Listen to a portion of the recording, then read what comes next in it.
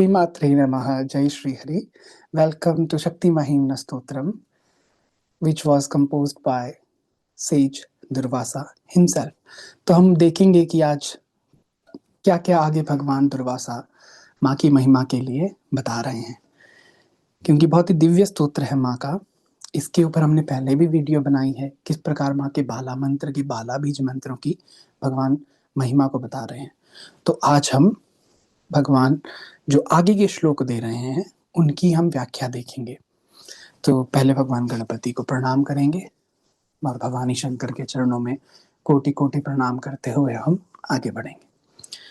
ओम गणानाहं त्वा गणपतिगुं हवामहे कविं कवीनामुपमश्रवस्तमं ज्येष्ठराजं ब्रह्मणा ब्रह्मणस्पद आनशृण्वन्नोतिभिः सीदसादनम्।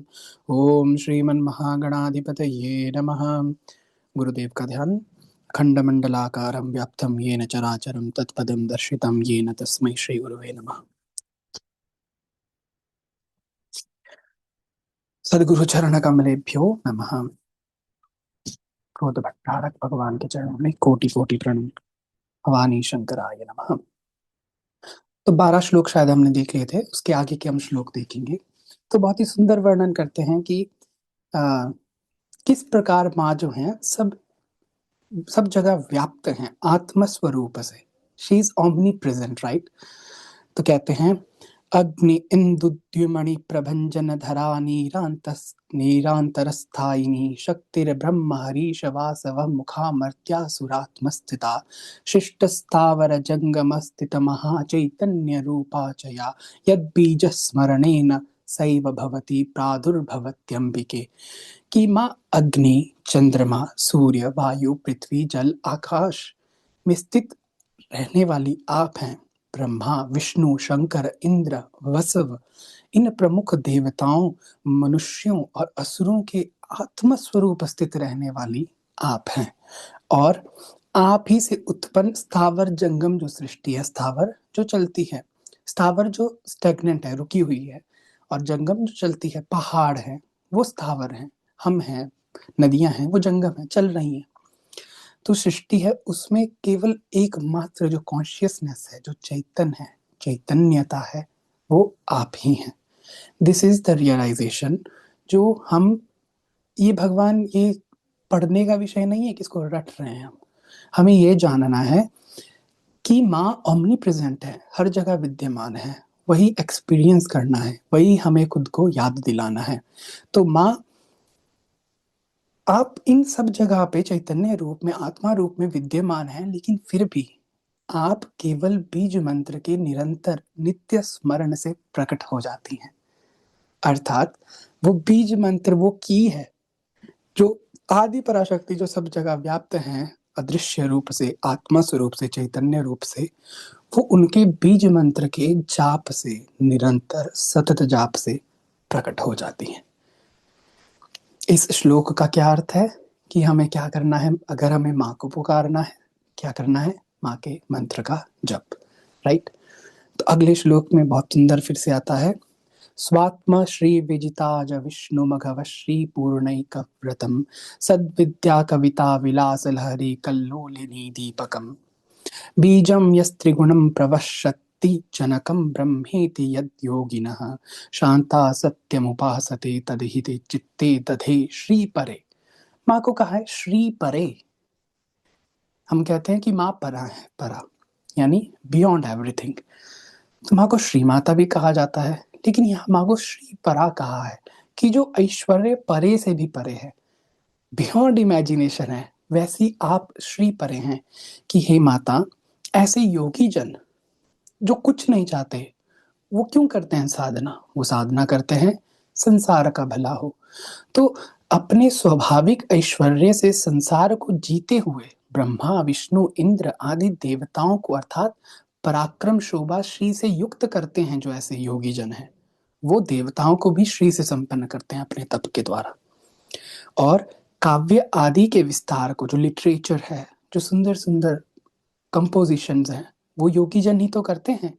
कोई राइटर है, वो कोई कुछ भी लिख रहा है, वो उस एक स्टेट में स्थित है जब वो कंटिन्यूअस फ्लो बह रहा है उसके मस्तिष्क से, उसकी चेतना से, उसकी कॉन्शियसनेस कंटिन्यूअसली सोचने में समर्थ है, वो योगी ही है, एक राइटर।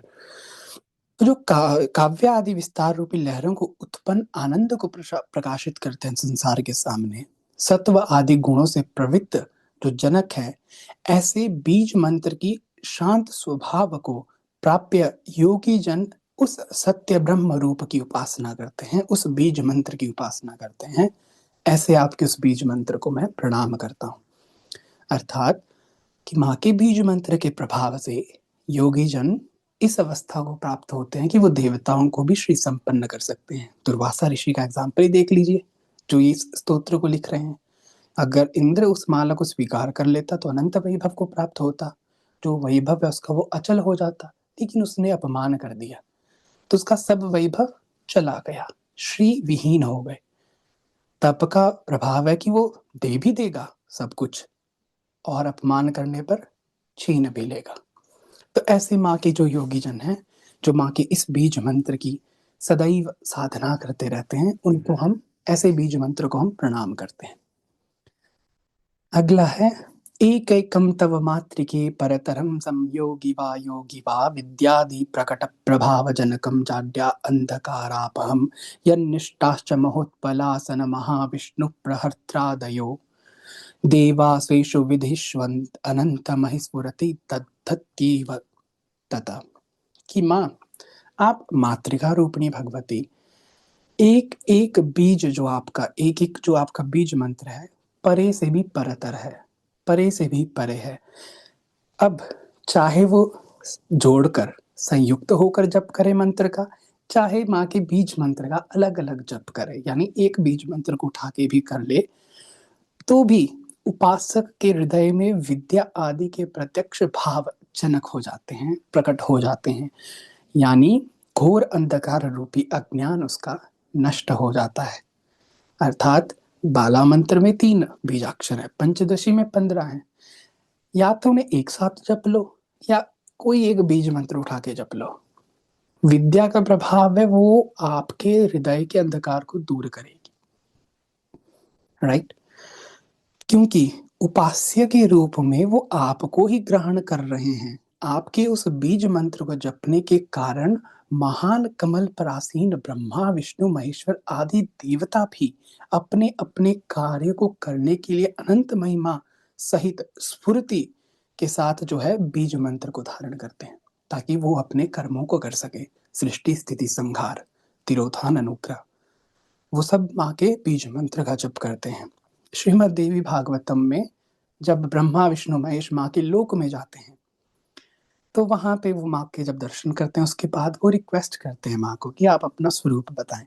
तो माँ वहां पे सबको एक एक मंत्र देती हैं और नारायण को भी एक मंत्र देती हैं, और वो मंत्र भी बीज मंत्र थे माँ के।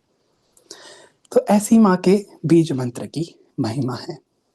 आगे है इत्थं त्रीण्यपि मूलवाग्भव महाश्रीकामराजस्फुरच्छक्त्याख्यानि उत्कृष्टकूटानि ते भूतर्तुश्रुतिसंख्यवर्णविदिता अन्या रक्तकान्ति शिवे यो जानाति स एव सर्वजगतां सृष्टिस्थिति ध्वंसकृत। कि चारों तरफ से एक सुंदर लालिमा से जो युक्त आपके बीज मंत्र के कूट हैं, वाग्भव कूट, मध्य यानी कामराज कूट और शक्ति कूट। ऐसे जो 3 मूल कूट हैं आपके तीनों बीज मंत्र के 15 वर्ण वाले, जो इनको जानता है वही संपूर्ण जगत के सृष्टि स्थिति और ध्वंस का कर्ता हो जाता है। अर्थात you get the control over your own self. इसका मतलब ये नहीं कि आपको सृष्टि करनी है, इसका मतलब ये है कि आप अपनी जो एनर्जी है उसको आप अपने कंट्रोल में कर लेते हैं माँ के जप के प्रभाव से, कि मुझे कब सृष्टि करनी है, यानी न्यू बिगनिंग्स, कब मुझे स्थिति करनी है, कब मुझे उसे कंटिन्यू करना है, उसे मुझे फ्लरिश करना है अपने प्रोजेक्ट को या किसी को भी, और कब मुझे उसका संहार करना है, एंड करना है। तो वो सब करने में आप समर्थ होते हैं माँ के बीज मंत्र के प्रभाव से। कैसे? आपकी जो कॉन्शियसनेस है वो डेवलप हो जाती है, पिन पॉइंट इन कंसंट्रेशन। फिर आपको वो डाउट्स नहीं रहते हैं कि मुझे करना है या नहीं करना है, कि क्या हो जाएगा, भय नहीं रहता है कि होगा जो देखा जाएगा, I am responsible for it. वो एक साहस मिलता है। आप नीचे गिर भी जाएंगे तो नीचे से ऊपर उठना भी आपको आएगा।